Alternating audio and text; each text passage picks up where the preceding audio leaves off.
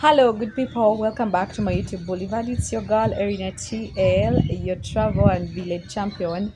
But as I can't travel, I'm not in position to travel. I spend a lot of time meditating, learning, researching, and getting well versed with our culture, with our norms, like ways of life and stuff like that.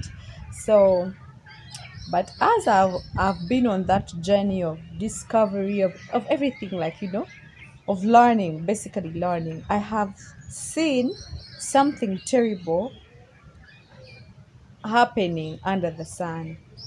And that something terrible is happening in the motherland, in Africa. I do not want to speak for anywhere else because I've only been in Africa, I've only traveled in Africa.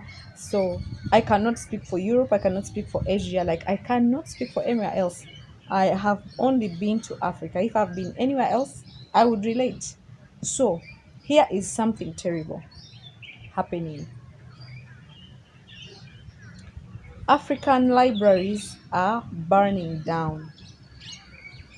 Yes, African libraries are burning down. I don't know what you mean. You're going to tell me, yo, we have the museum, we have the what? Because museums are also, I would want to term them as libraries. But before museums came, we had our ways, our local museums.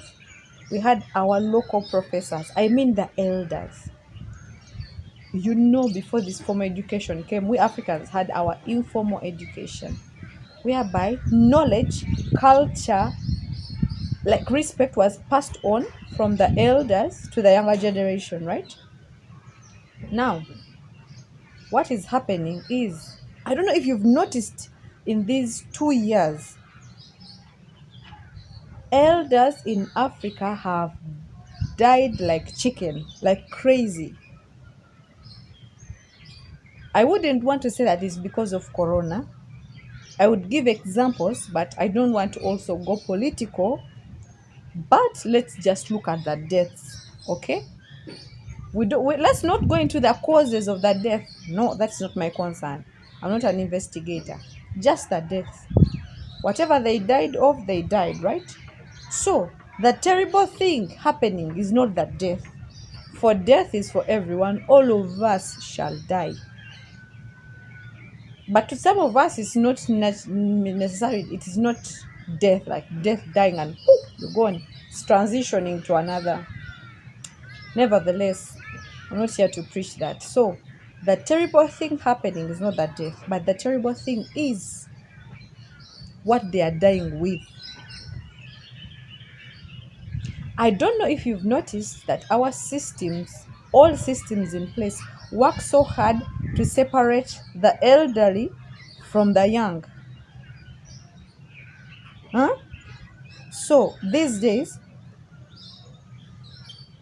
if I can just ask you watching me, if you're African and you're in Africa, how often do you talk to your elders? How often do you talk to your grandfather, your grandmother, to your father even? So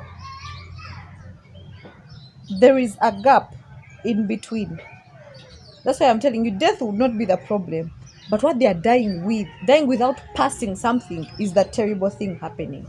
Because the legacy of Africa has been maintained on culture and knowledge, wisdom. I'm like, Africans are the wisest creatures on this earth. Yeah, so if this is not passed on, what are what is the young generation coming up with? Because they are going to be the Africa, the other people. Elder ones are going to all go, but the ones left, what are they left with? So why I'm telling you the libraries are burning down. Someone has died without passing anything to the younger generation. All they have tried, but not to as they would, because of the systems in place. Like I told you, the systems try so hard to separate us from our libraries. Those are the elders, to separate us from our sources, okay?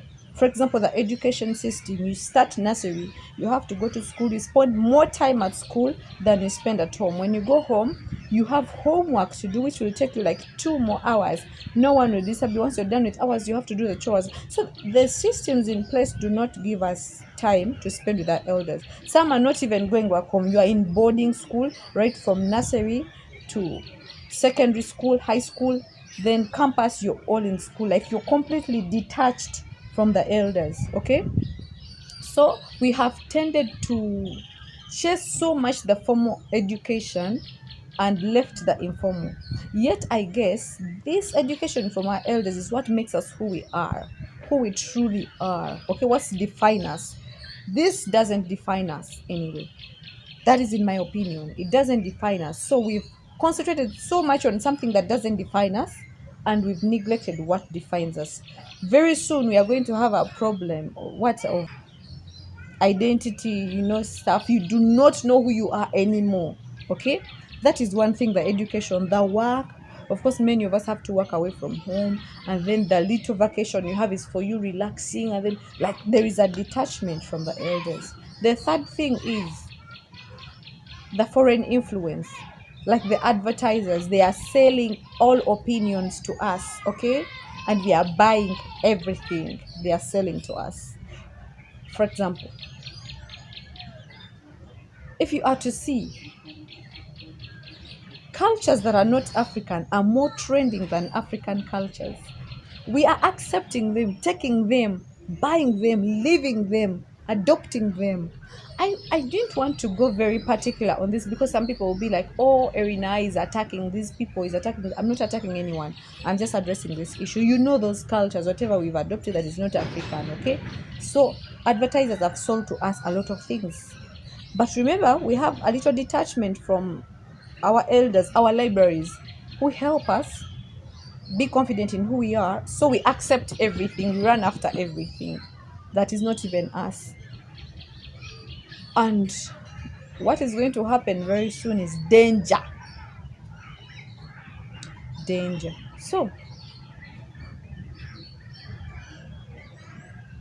you find someone, of course, if you know very well, Africa is one of the continents which is holds high in regards respect and culture. Okay, but these days you find someone with no culture at all. Okay, there isn't anyone with culture. They may always have maybe another culture because everyone has a culture, but maybe a strange culture, a weird culture, a non-African culture.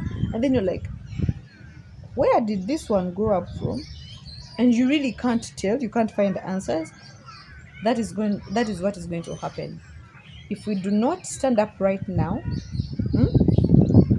honor and treasure the elders that we have, everything would be gone. First of all, the books written about Africa, they are not written by Africans. So we really can't trust those sources. The most authentic sources we have are the elders. It's just a call, I'm just speaking out loud. If we could spend more time with our elders in Africa, at least in your busy schedule, go and spend a weekend with your father, with your grandfather, talk life, talk matters of life. You will be amazed by the wisdom they hold, those people. But some of us be like, oh no, our grandpas don't have swag. They're not on point, they're ancient.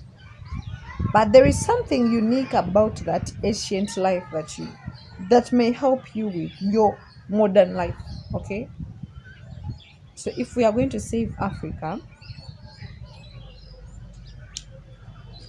let's preserve those libraries. Let's honor them. Let's listen to them. Let's learn from them. And as we learn, because learning is not enough, as we learn, let's pass out what we have learned to others too. For example, I know some of you don't even know where your grandparents live. We are told our grandparents are somewhere. You have to know where they are and talk to them as often. So, for example, if some of you have not been to your grandparents, imagine I go to mine, whatever I learned, maybe through conversation or through anyhow. Like for me, I'm glad I have a YouTube channel where I can come and talk my things and people listen. Thank you. So, as you learn, you teach others too. Okay? That is how we are going to help ourselves. These things of listening to everyone else elsewhere. Is that English right? To everyone else elsewhere is not right. Give more time to who you are. Yes, honestly, me, it has helped me a lot.